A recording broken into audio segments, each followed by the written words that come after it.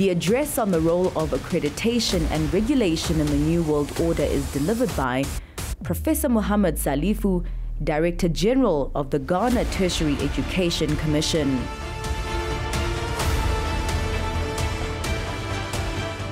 Thank you very much. I am very grateful to CNBC Africa and partners for inviting me to make this presentation. Redefining the purpose of education in the times that we live in, for me, is a very, very pertinent topic to consider. And for somebody who is in the area of accreditation and regulation of higher education, I think this is most opportune for us to reflect on where we go, given the current world situation.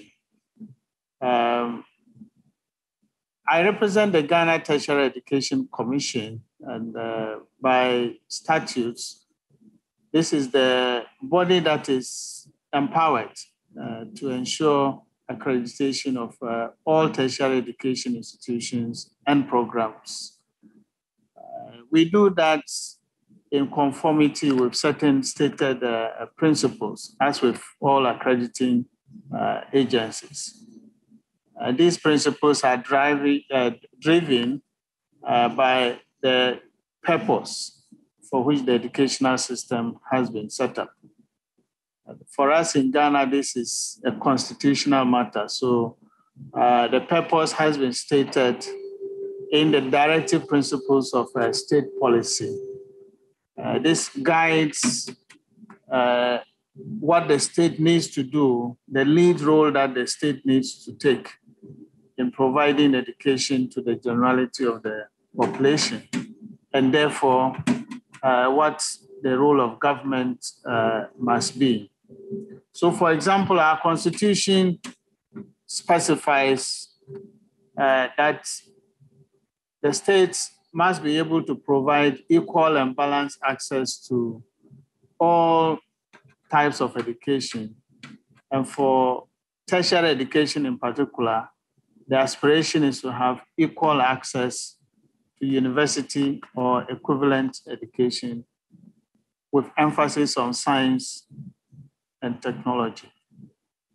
The state is also enjoined to provide free adult literacy, free vocational training, and lifelong learning.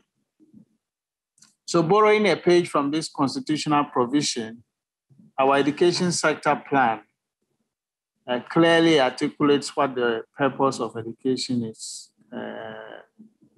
in our country.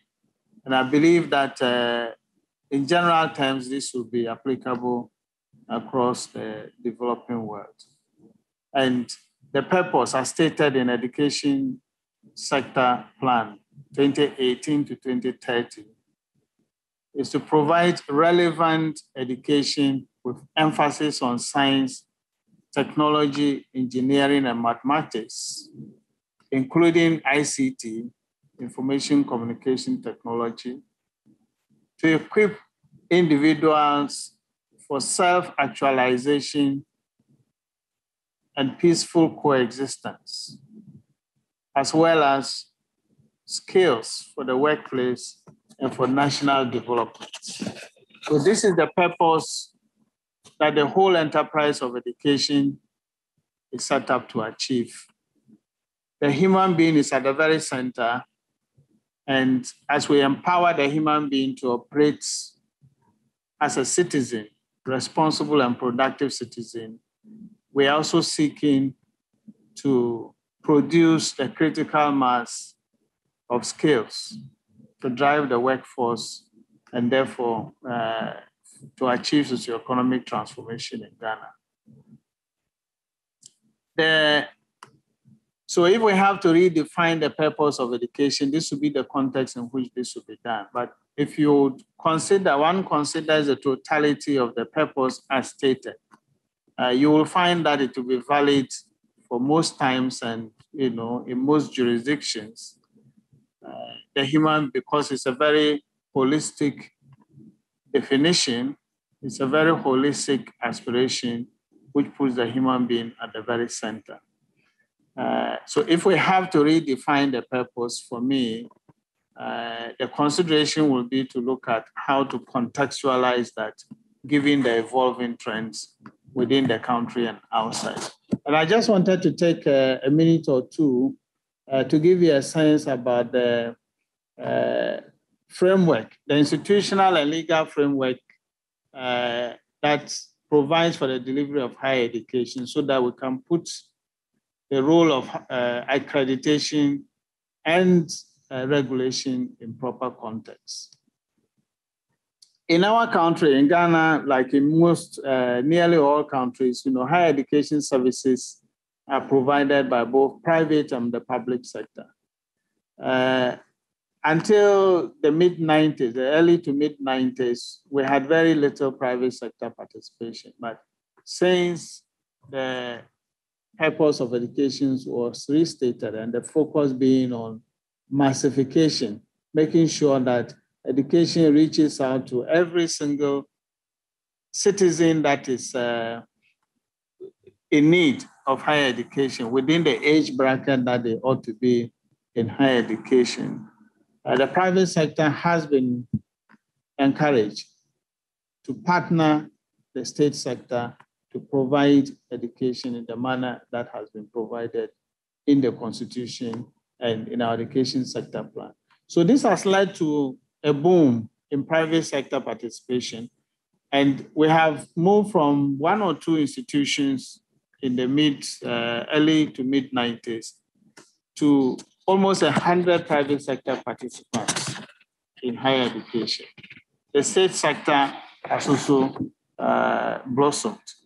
And I'm talking about not just university, I'm talking about tertiary education in general, which includes all post-secondary level, diploma, degree, and professional related programs. So in the national context, the dimension has changed.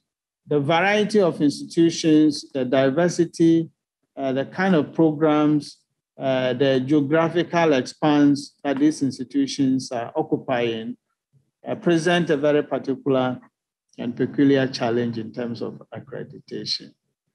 Globally speaking, we've also been challenged by the need to position the country in such a way that it competes, becomes competitive in the 4th Industrial Revolution.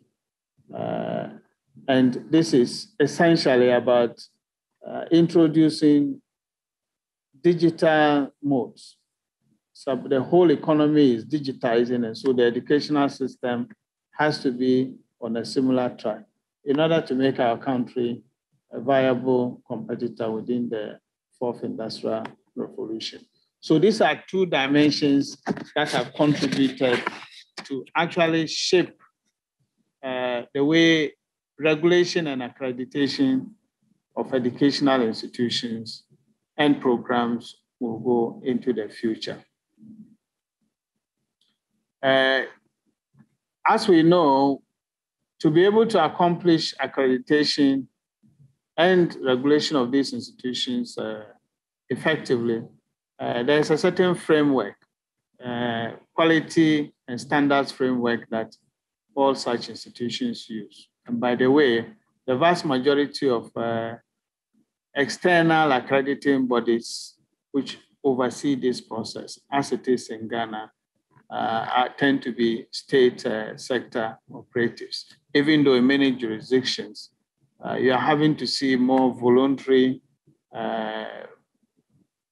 compliance, more voluntary efforts, private sector consortia coming together to guarantee these processes. But in Ghana and most other countries around the world, it still remains the state sector that provides that.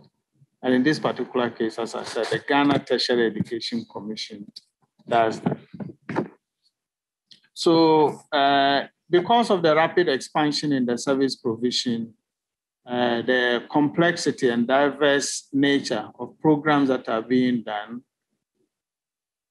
there's a peculiar challenge for the accrediting agencies, which provide the stamp of approval that the institution that is set up to deliver specific programs are able to deliver those programs that answer to the national aspirations. So there's a fitness for purpose in there, and there are quality standards that are issued to guide the process. The accreditation process is a process leading to the stamp of approval to guarantee that. And in the diversity and evolving nature of the way the delivery is done, we will have to envisage an accreditation system that equally innovates and keeps track of the trends in the delivery of higher education. It would have been a challenge enough trying to configure our systems to deliver the expectations for meeting the requirements of the fourth industrial revolution. Fortunately or unfortunately for us, the COVID pandemic has brought even further to the fore the urgency of leveraging technology to be able to deliver higher education in a qualitative manner. So as the pandemic broke out, our institutions were found largely wanting. It exposed our over-reliance on in-person and standard modes of delivery. It exposed disadvantages. It exposed the culture of doing things in a rather slow and unresponsive manner,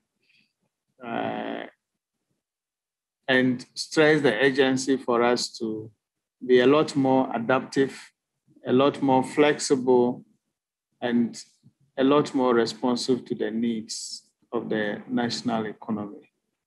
The COVID situation combining with requirements of Industry 4.0 means that when we reform our accreditation processes, for example, we need to be able to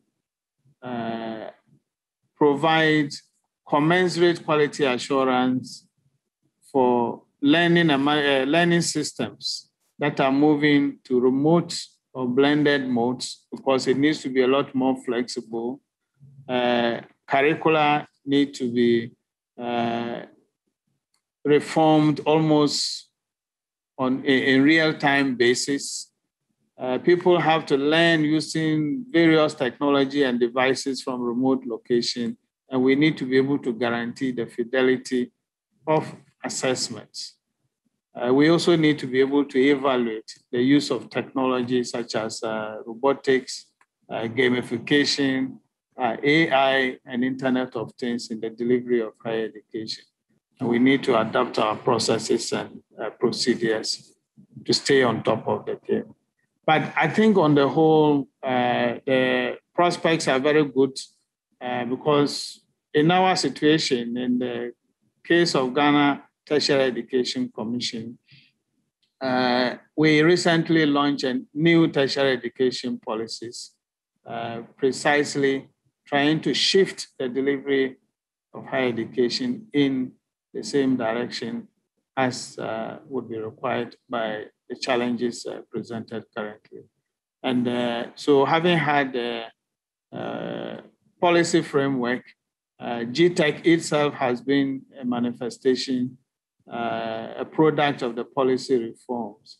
And we are very hopeful that we will be able to adapt and innovate in order to guarantee the relevance of education and the quality of education that are provided for very specific national aspirations. We should take this opportunity to once again thank CNBC Africa, Forbes Africa, for creating this opportunity for me to make an input in terms of the discussions about challenges posed by regulation, posed to regulatory and accrediting organizations by the New World Order. Thank you very much for the opportunity. And I wish you a very successful summit 2021 on redefining the purpose of education. Thank you very much.